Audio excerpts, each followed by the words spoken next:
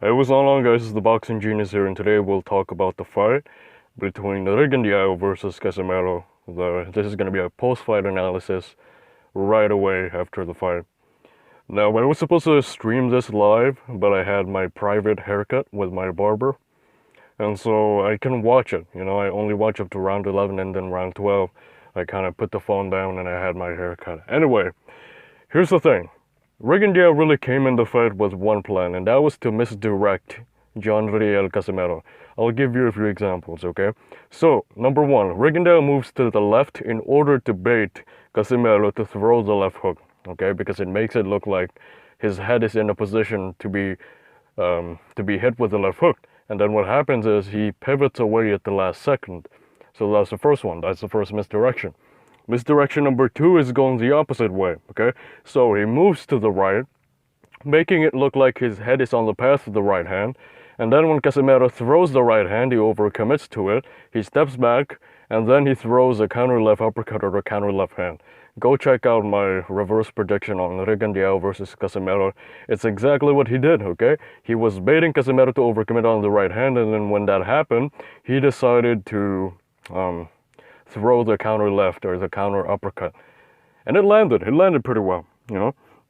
However, I still think that because both of them landed the same amount of punches, almost the same amount of punches, and then they also threw the same amount of punches, Casimero clearly won that just because of his ring generalship, just because of his constant pressure, and just because of his willingness to actually trade and fight. That's all. And a lot of motherfuckers are saying, but Mayweather wins his fights by running away, right? Well, what's the difference? The difference is the precision. Okay, here's the thing. I had Rigondeaux winning, okay? In the first 7 rounds, I thought he was winning. He was winning more rounds. However, when I heard about how many punches he was landing in comparison to Casimero, I knew right away that he didn't win that fight. If he did it the Mayweather way, here's the Mayweather way, okay? You run all night. You don't engage as much, but you land twice as much punches compared to your opponent, and you throw less punches.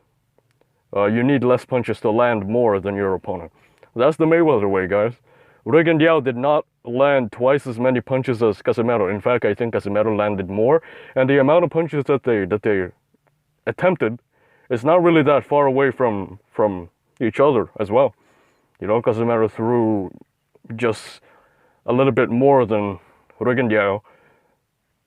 And so there's really not much debate on this, guys. If Rigondeaux ran away and then he landed twice as many punches as Casimero, okay, let's say Casimero landed 50. How about Rigondeaux? You land 100. We'll give you the fight. That's what I think. Okay, if you want to win by running away, you have to land twice as much as your opponent lands. If Casimero lands 50, Rigondeaux should be able to land 100. And the number of punches that they attempt to land, should be right at around the same number too. But because Rigondeaux was running away, Rigondeaux landed less punches. Rigondeaux threw less punches, but not so much, I don't really think you could win a fight like that. The only way to win a fight like Mayweather does it is by landing twice as many punches. Look at his fight against Pacquiao. He landed twice. I think he landed twice as much as Pacquiao landed. Same thing when he fought Canelo. A lot of people are saying he was running away when he fought Canelo. But guess what? He landed twice as many punches. So you have to give him that. I don't care if he's running away. I don't care if he's not engaging. He's landing twice as much as you're doing. Only difference is he runs away and then he moves after he throws. But he's still landing. Rigondeaux did not do that. Rigondeaux did not land twice as many punches as Casimero, and the amount of punches that he threw is kind of close to Casimero as well. So there's no point in arguing that Rigondeaux won. Yeah, Rigondeaux won because, Mayweather wins as well because he runs. I heard this argument all around the internet. People are saying that Rigondeaux won, or, there's no... Rigondeaux should not be disregarded because Mayweather also won fights by running. Yeah, he won fights by running, and he outlanded his opponent as much. He landed twice as much, maybe sometimes even 3 times as much as his opponent. You know, so even if he's running away, he's compensating for that by landing so much more than his opponent. So that's what I think. If Rigondeaux landed twice as many punches as Casimero, I would have given him this fight. Even if he was running away all night, you know, but he didn't. He didn't. Casimero landed more. Casimero was taking control of the center of the ring. I have to say that this is not the Casimero that I'm used to seeing. This is not the version of Casimero that I'm used to seeing. But still, it was a great performance. I think it still needs some work when it comes to cutting off the ring, because Rigondeaux was just moving wherever he wanted, you know, and it's because of that misdirection. If you don't know what that is, go check out my breakdown of Caleb Plant. I outlined exactly how you can deceive your opponent into thinking that you're going to move one way, when in fact you're going to move the other way. That's what Rigondeaux did here. Okay, he was moving to the left to bait Casimero to throw the left hook, and then he was moving to the right to bait Casimero to throw the right hand. And then at the last second, he pivots away, he runs away, he slips. And then Casimero, because he's so wild, he overcommits on his shot. You know, he doesn't really have the ability to cut off the ring after he throws a powerful shot. He ends up either, you know, being too heavy on the front foot, and sometimes it almost looks like he's about to slip.